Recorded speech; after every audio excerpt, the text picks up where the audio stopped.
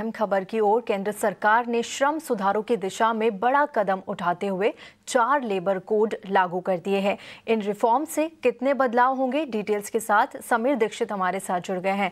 जी समीर, देश में नया लेबर कानून लागू हो गया है। नए कानून में क्या क्या बड़े प्रावधान हैं, बताइए। भारत सरकार ने श्रम सुधार की दिशा में ऐतिहासिक निर्णय लेते हुए 4 नए लेबर कोड को 21 नवंबर शुक्रवार से लागू करने का फैसला ले लिया है। ये 4 नए लेबर कोड के लागू होने से जो मौजूदा 29 लेबर नॉर्म्स हैं उनको ये रिप्लेस करेगा। आपको बता दें कि ये जो 4 लेबर कोड हैं ये दरअसल पार्लियामेंट में साल 2020 में पारित तो हो चुके हैं, लेकिन इनको लागू करने में 5 साल का वक्त लग गया। जो 4 लेबर कोड है उसमें सबसे पहला है code on wages 2019, industrial relation code 2020, code on social security और चौथा है occupational safety health and working conditions. ये कोड 2020, इन 4 कोड को लागू किया गया है। अगर आप लेबर के या एम्प्लॉय के नज़रिए से देखें तो क्या कुछ फ़ायदा या फ़र्क पड़ेगा? सबसे पहली बात यह है कि यूनिवर्सल सोशल सिक्योरिटी मिल पाएगी, जैसे कि प्रोविडेंट फंड, इंश्योरेंस, इस तरीके की जो सोशल सिक्योरिटी होती है वो सभी को मिलेगी, खासकर गिग वर्कर्स को मिलेगी। जो एम्प्लॉयर है उन पर यह बाध्यता होगी कि अपने कुल फंड में से उनको 1 से 2% फंड कंट्रीब्यूट करना होगा लेबर या एम्प्लॉय वेलफेयर फंड की तरफ, जिससे इस तरीके की सोशल सिक्योरिटी उन्हें मुहैया कराई जा सके।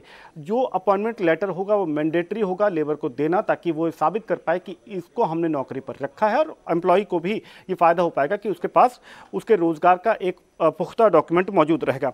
मिनिमम वेजेस फॉर ऑल, जो न्यूनतम आय होगी वो सभी के लिए एक समान होगी, विशेषकर महिलाओं के लिए उनको भी ये स्पष्ट रूप से मिनिमम वेजेस मुहैया कराने होंगे।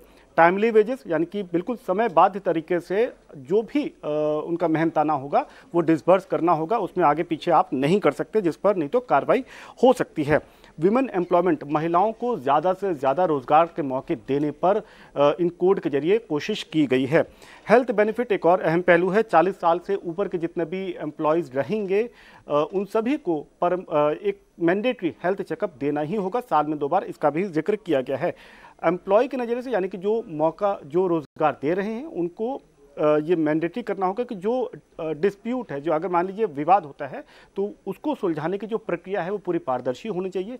कंप्लायंस को कम करना होगा। किसी को अगर नौकरी पर रखना है तो जो नियम कायदे कानून हैं उनको काफ़ी सरल बनाना होगा ताकि समझने में आसानी हो पाए।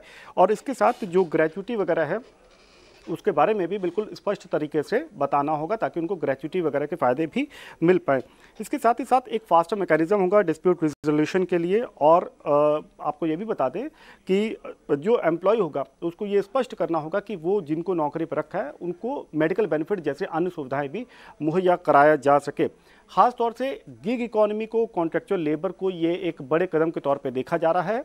प्रधानमंत्री मोदी ने भी इन 4 नए लेबर कोड्स को ऐतिहासिक निर्णय मानते हुए कहा है कि देश में आज़ादी के बाद ये एक बहुत बड़ा श्रम सुधार है और इससे जाहिर तौर पे भारत की इकोनॉमी को आगे पहुंचाने में काफ़ी हद तक फ़ायदा मिलेगा। चलिए, आपने देखा कि नया लेबर कानून लागू हो गया है। पूरी डिटेल में आपको समीर ने बता दिया। चलिए अब आगे